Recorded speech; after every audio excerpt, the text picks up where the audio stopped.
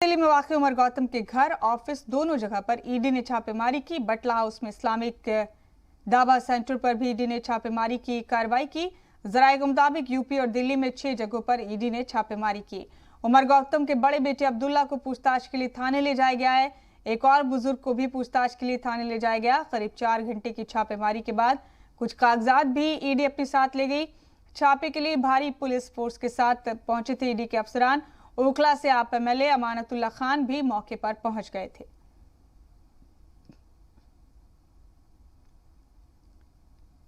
UP और दिल्ली में 6 मकामात पर ईडी ने छापेमारी की है।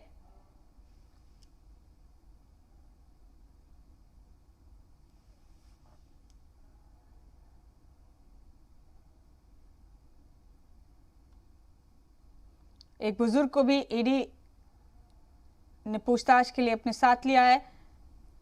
उमर गौतम के बेटे अब्दुल्ला को भी ईडी ने पूछताछ के लिए बुलाया है। अपने साथ ले गई ईडी और 6 मकामात पर ईडी ने छापेमारी की है। उमर गौतम के घर, ऑफिस दोनों जगह पर भी छापेमारी हुई है।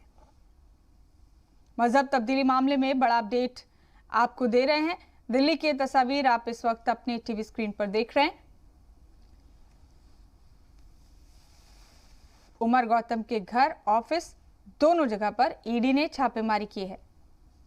ये बड़े अपडेट आप इस वक्त अपने टीवी स्क्रीन पर देख रहे हैं।